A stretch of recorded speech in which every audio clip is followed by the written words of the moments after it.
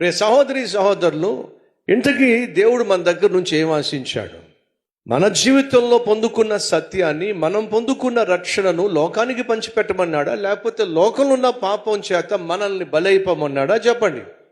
యేసుక్రీస్తు ఏం ఆశించాడు? లోకములో నుంచి మనల్ని వేరు చేసి, చీకటిలో నుంచి మనల్ని వేరు చేసి, చీకటిలో మగ్గిపోతున్న వాళ్ళ జీవితాలను బాగు చేయగలిగినటువంటి సత్యాన్ని, బాగు చేయగలిగినటువంటి క్రీస్తును వారికి పరిచయం చేయమన్నాడు.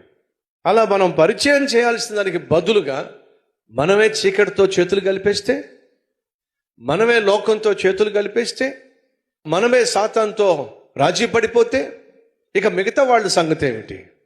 సహోదరి సహోదరులు, దేవుని బిడ్డలుగా పిలువబడుతున్న, క్రీస్తును వెంబడిస్తున్న మనం క్రీస్తు కలిగి ఉన్న గుణలక్షణాలను లోకానికి ప్రచురం చేయాలి.